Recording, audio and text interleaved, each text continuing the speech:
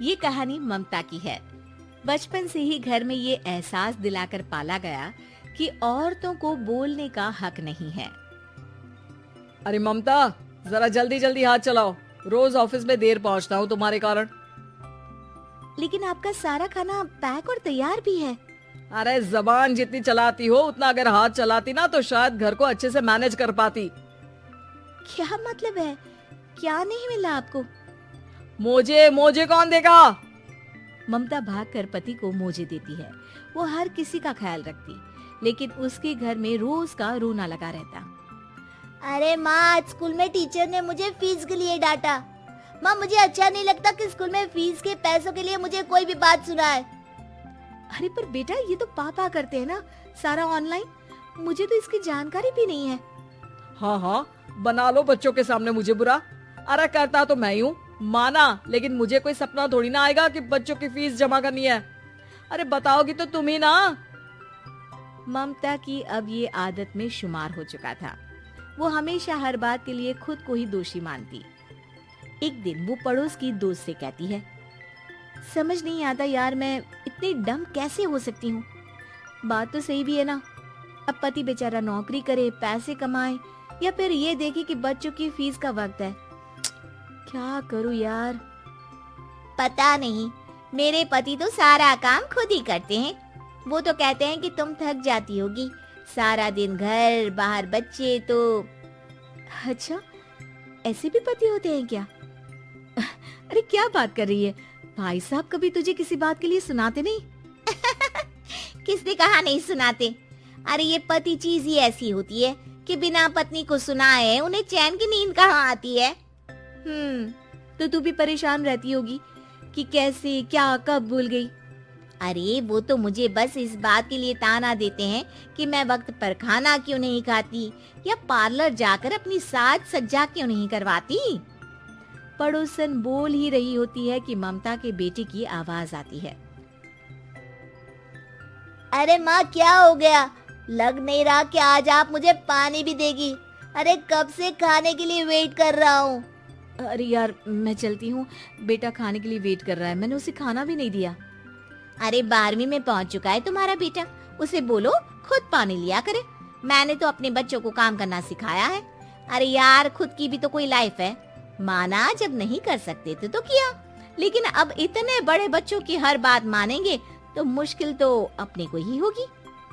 ममता को पड़ोसन की बात में दम तो लगता है, लेकिन करे क्या, आदत भी तो खुद ही ने डाली थी।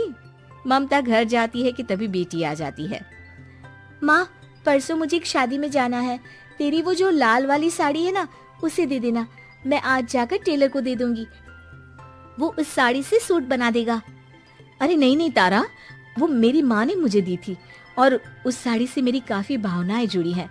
तुमको ना मैं दूसरी साड़ी दे दूंगी। ओके, कोई बात नहीं, लेकिन आज दे ही देना पक्का। तारा माँ की साड़ी से सूट बनवाकर पार्टी में जाती है, लेकिन जब वो पार्टी से लौटती है, क्या है, मैं तो समझ ही नहीं पा रही हूँ। अरे जब वो साड़ी मांगी थी तो ये छल्ली सी साड़ी क्यों दे दी? मैं ही पागल थी जो इस साड़ी का सूट बनवा लिया मैंने। माँ, जानती भी हो कि कॉलेज में मेरी कितनी हंसी उड़ी। तभी वहाँ ममता का पति सुनील आ जाता है। अरे गवार औरत, जब बेटी साड़ी मांग रही थी तो दे देती ना। अरे पापा, इनके तो इमोशंस जुड़े थे उस साड़ी से। ममता इतने सब के बाद भी कुछ नहीं बोलती। मेरी बेटी की बेइज्जती हो गई। मैं बिल्कुल बर्दाश्त नहीं कर सकता ये। मैं नहीं चाहता कि मेरी बेटी से कोई भी ज्यादा सुंदर लगे पूरे कॉलेज में। जी, वो पढ़ने में तारा बिल्कुल अच्छी नहीं है, उसकी पढ़ाई पर आप ध्यान दीजिए ना। अच्छा, अब तुम मुझे बताओगी कि मुझे किस पर ध्यान देना और किस पर नहीं। रमेश जैसा ही ये वाक्य पूरा करता है, ममता की बेटी और पति उस पर जोर जोर से हंसते हैं।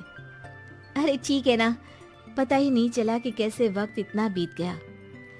अरे कैसे पता चलेगा माँ, हम लोगों के पीछे जो तू बैताल की तरह चिपकी रहती थी, तुझे कैसे वक्त का पता चलता।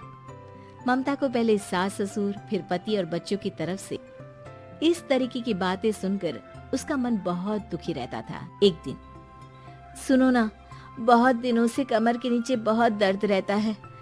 कल मैंने देखा तो एक फोड़ा था। अरे ममता, एक बार अपने पति से बात करो, वो तुम्हारा फोड़ा डॉक्टर को दिखा देंगे। अरे नहीं नहीं, वो तो गुस्सा हो जाएंगे। अरे क्यों गुस्सा हो जाएंगे?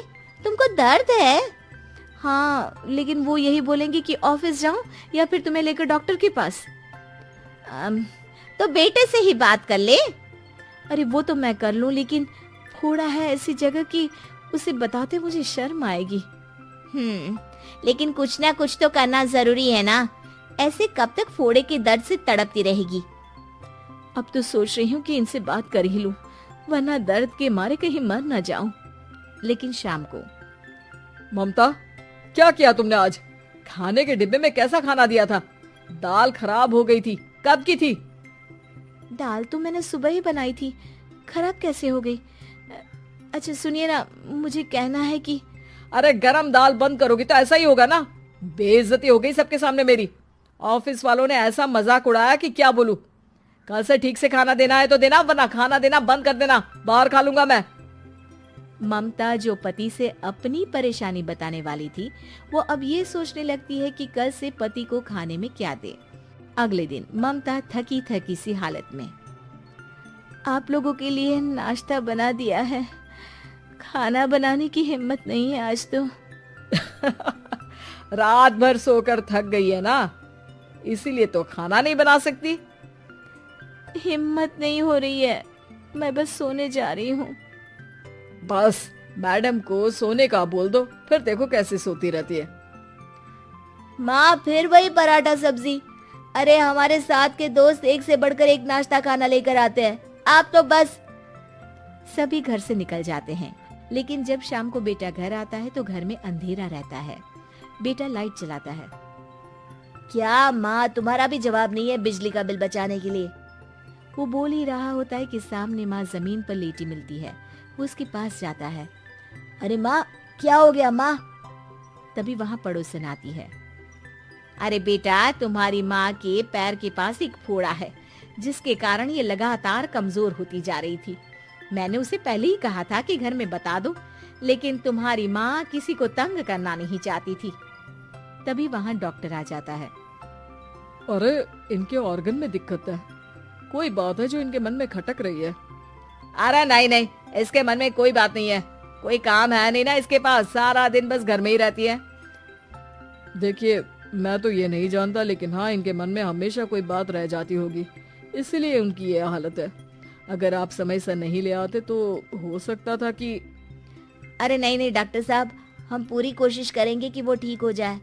हम लोगों ने अपनी ही परेशानी माँ के सामने रखी, लेकिन किसी ने माँ की दिक्कत को जानने की कोशिश तक नहीं की। हाँ, मैंने भी ममता को हमेशा घरेलू जरूरत से ज्यादा काम का नहीं सोचा था। ममता को होश आता है और वो खुद को अपने बेडरूम में देखती है। वो उठने की कोशिश करती है कि माँ, अब आप नहीं उठेंगी, हम लोग है ना, हम लोग आपको पूरी तरह से खुश रखने की कोशिश करेंगे।